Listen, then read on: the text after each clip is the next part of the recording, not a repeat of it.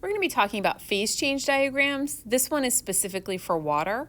However, the shape of a phase change diagram is going to be approximately the same for any substance.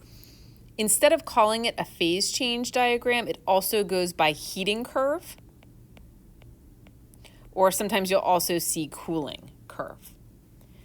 Let's talk about the axes labels. So the y-axis is temperature.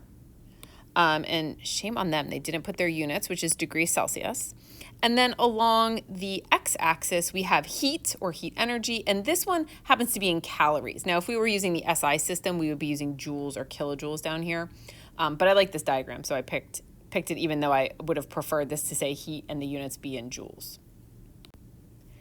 So let's talk about this highlighted sloped portion. You can see there are two other sloped portions on the diagram. At this sloped portion, you can see as energy is added, as heat energy is added, the temperature is going up. Okay, there's an increase in temperature, so the temperature is changing. Let's contrast that with any of the two flat portions. So we have leg D here and then also leg B. At a flat portion, we're putting lots of energy in, right? But there is no temperature change. The temperature stays constant. In this case, it's at 100 degrees Celsius. So recognize that you're going to have no temperature change at any of these flat portions. Just by reading the graph, you can figure that out. So if there's no temperature change here, what is all of this energy that's going into the system being used to do?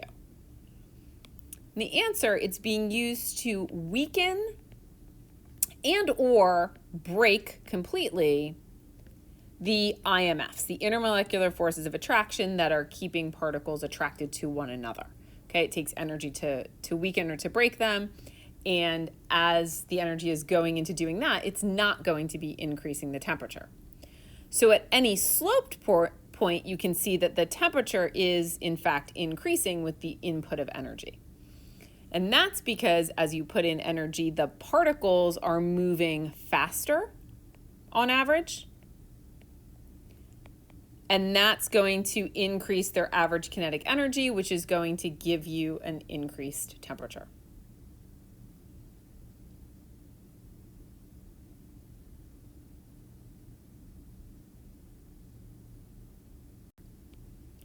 So we'll be a little more specific about the fact that we have water here.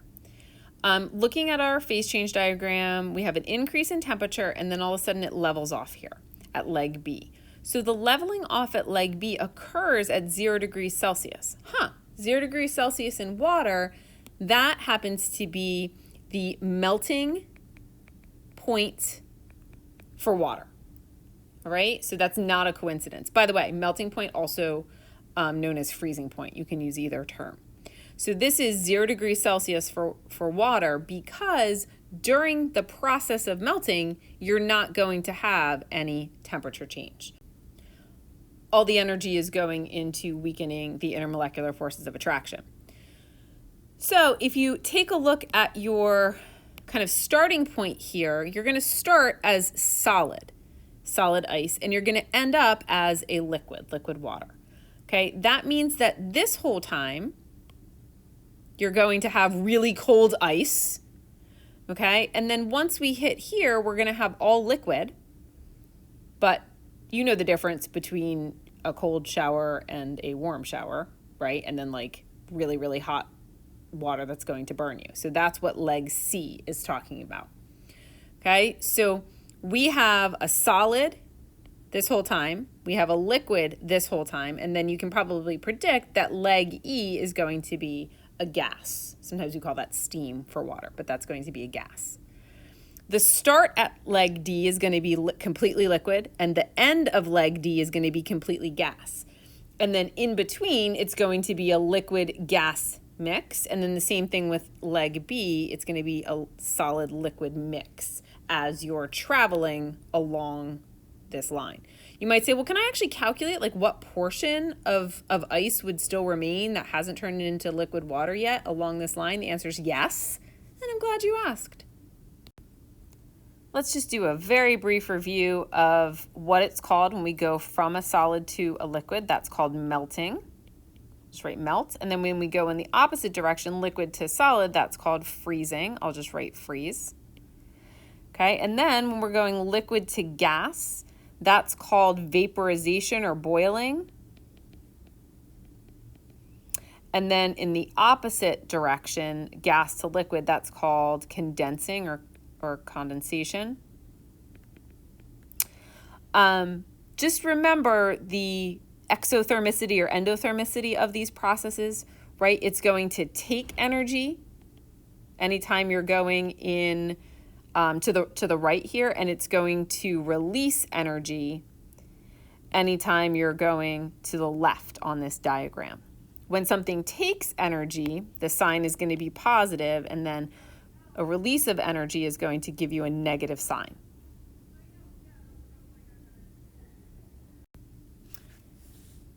So let's talk about calculations. You can see all of the slope portions, legs A, C, and E, I've highlighted in red. Okay, and that's because the same equation is going to predict their behavior. And you're already familiar with this equation, so I'll color code. In red, I'll write Q is equal to MC delta T. All right, just real quick, Q is heat energy, M is mass of the substance, C is specific heat capacity, which is a constant pertaining to a particular substance, and then delta T, which is T final minus T initial, change in temperature. Specifically here, we have to use the specific heat capacity value for liquid water. Okay, so solid, liquid, gas are going to have different C values. So up here, we'd have same equation, Q is equal to MC delta T, but this is going to be the specific heat constant for gaseous water. And then here, we'd have Q is equal to MC solid delta T. And of course, those specific heat values are given to you. They'll be given later on in this presentation as well.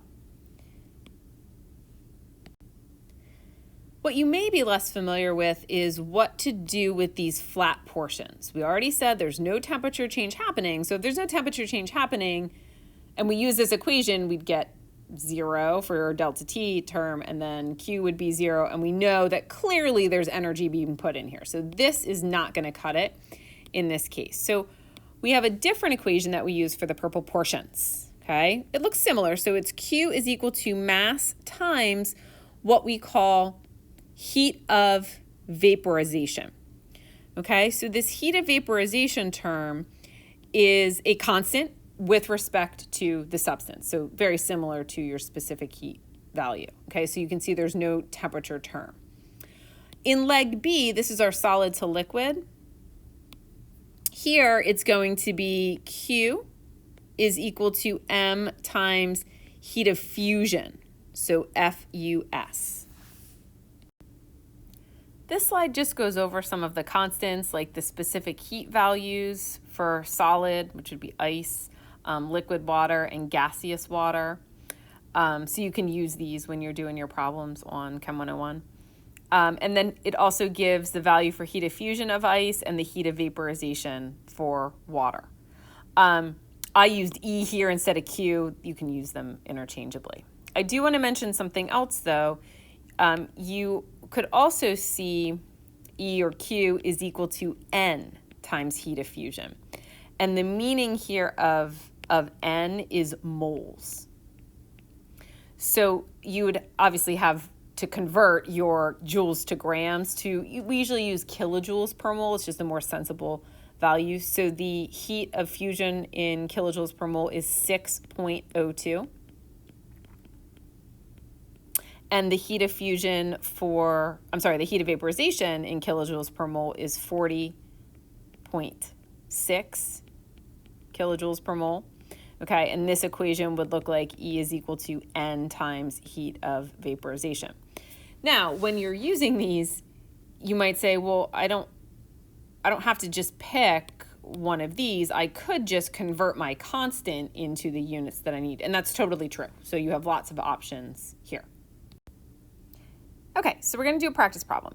Example, what mass of ice at 0 degrees Celsius is present in a cup of 50 grams of water, initially at 0 degrees Celsius, that increases to 4.5 degrees Celsius when a certain amount of energy is added. Okay? There's two things I suggest you do. One is a really rough sketch of a phase change diagram. So I'm just going to do sloped, flat, sloped, flat, sloped. Okay? I'm not even labeling my axes here. And then I'm going to say where we're starting and where we're ending. Okay? So we're starting at 0 degrees Celsius for our ice. Okay? And then our ice is going to melt. In addition, we have water where we're starting at 0 degrees Celsius, but it's going to be to the left here because it's purely liquid water. And then we know we're ending at about 4.5 degrees Celsius. So we just kind of have to factor in both of these things when we're doing our setup of the problem. The next thing I want to do is just go over some assumptions. So I think there's kind of two major assumptions here. One is that the cup is fully insulated. Okay, we're not having any heat lost to the environment. Otherwise, we would need lots more correction factors. And then the other assumption is that the ice will fully melt before any part of the system will increase in temperature. Increase in temperature. Okay, so we're going to fully melt the ice before we would start to go above 0 degrees Celsius. So based on our diagram down here, we know that our Q is going to consist of two terms. It's going to be the flat part, which is going to be mass times heat of fusion, plus, for the slope portion, it's going to be MC delta T. Okay, now what we have to do is really dive into what masses and what specific heat value we're talking about. Okay, so at this red portion, we only have our ice. Our water's already over here, our liquid water. So we only have our ice. So that means that this mass is going to simply be of ice. So how much energy is it going to take to fully melt that ice and keep it at 0 degrees Celsius? That's what that term will tell you. Now let's move over to this sloped portion. Okay, that's what is accounted for here. So here we definitely have our liquid water, okay, which was the 50 degrees Celsius. But at this point, we'll also have the melted ice, which will no longer be ice, but I'm still going to talk about it as ice.